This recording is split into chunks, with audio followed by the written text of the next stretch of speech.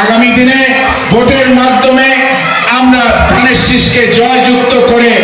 আমাদের দেশনায়ক তারেক রহমান সাহেবকে বাংলাদেশে বীরের দেশে ফিরিয়ে এনে আমরা স্বস্তির শ্বাস ফেলবো ইনশাআল্লাহ।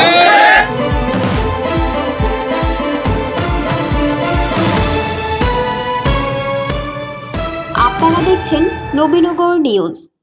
ব্রাহ্মণবাড়িয়ার নবীনগর উপজেলার রসুল্লাবাদ উলফত আলী খান উচ্চ বিদ্যালয় প্রাঙ্গণে নাজমুল হোসেন তাপসের আগমন উপলক্ষে রসুল্লাবাদ ইউনিয়ন বিএনপির প্রয়াত নেতৃস্থানীয় ব্যক্তি ও বৈষম্য বিরোধী ছাত্র আন্দোলনে শহীদদের আত্মার মাগফিরাত কামনায় ও দেশনেত্রী বেগম খালেদা জিয়ার সুস্থতায় দোয়া ও আলোচনা সভা অনুষ্ঠিত হয়েছে।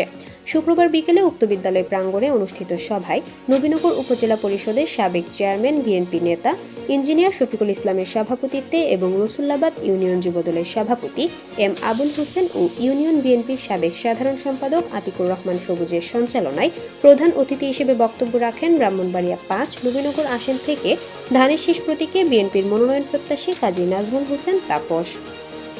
প্রধান বক্তা হিসেবে উপস্থিত ছিলেন ব্রাহ্মণবাড়িয়া সরকারি কলেজের সাবেক ভিপি অ্যাডভোকেট আনিসুর রহমান মঞ্জু। বিশেষ অতিথি হিসেবে উপস্থিত ছিলেন বাংলাদেশ জাতীয়তাবাদী দলের কেন্দ্রীয় নেত্রী সালেহা বেগম, সাবেক পৌর মেয়র মোহাম্মদ মাইনুদ্দিন মাইনু, উপজেলা বিএনপি নেতা হাজী শাহাবুদ্দিন ইকবাল হোসেন রাজু, মফিজুর রহমান মুকুল, উপজেলা যুবদলের আহ্বায়ক এমদাদুল হক, পৌর যুবদলের সভাপতি আলী আজম, পৌর যুবদলের সিনিয়র যুগ্ম আহ্বায়ক গোলাম মাওলা ভুইয়া, রসুল্লাবাদ ইউনিয়ন বিএনপির সাবেক সহসভাপতি শামিমুল আলম, সাবেক সাংগঠনিক সম্পাদক ডাক্তার মনির হোসেন, যুবদল সভাপতি এম আবুল হোসেন, সাধারণ সম্পাদক সিদ্দিক, শ্যামগ্রাম ইউনিয়ন যুবদলের সভাপতি শফিকুল ইসলাম শফিক, যুবদল নেতা শাহ আলী, উপজেলা ছাত্রদলের সভাপতি আপেল মাহমুদ, ছাত্রদল নেতা মাসুদ রানা, মনির হোসেন, বাবুল দাস, শাহাদুল মিয়া তামিম, নাজমুল রাব্বি, সঞ্জিত আহমেদ ইমরান সহ উপজেলা ও স্থানীয় নেতৃবৃন্দ। আপনাদের কাছে অনুরোধ করব, যেহেতু আমাদের আগামী দিনের পথ চলাটা অনেক দূর, এখনো আমরা জানি না আমাদের যে আর্থিক খাতের মধ্যে এই স্বৈর শাসক শেখ হাসিনা দেশটাকে যেখানে ফেলে দিয়ে গেছেন সেখান থেকে তুলতে ডক্টর ইউনূসের মতন নামি দামি খ্যাতিমান একজন ব্যক্তিরও কিন্তু হিমশিম খেতে হচ্ছে। আমরা একটি উৎপাদনশীল দেশ, আমরা রপ্তানি করে যেই আয় করছি এবং রেমিটেন্সের মাধ্যমে যেই আয় বাংলাদেশে নিয়ে আসছি, সেটা দিয়ে তাদের যে লুটের রাজনীতি চলেছে, তাদের যে লুটের শাসন চলেছে, সেটা হচ্ছে প্রায় 15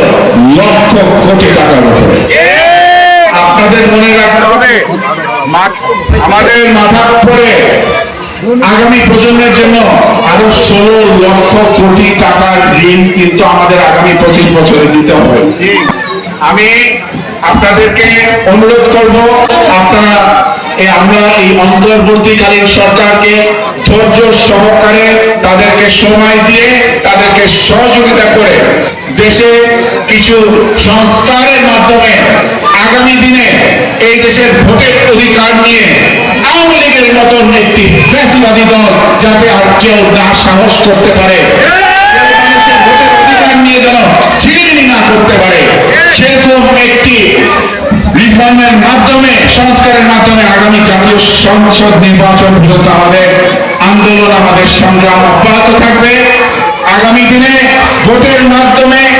আমরা ধানের শীষকে জয়যুক্ত করে আমাদের দেশনায়ক তারেক রহমান সাহেবকে বাংলাদেশে বীরের দেশে ফিরিয়ে এনে আমরা স্বস্তির শ্বাস ফেলবো ইনশাআল্লাহ। নিজস্ব প্রতিনিধি পাঠানো তথ্যচিত্রে নবীনগর নিউজ।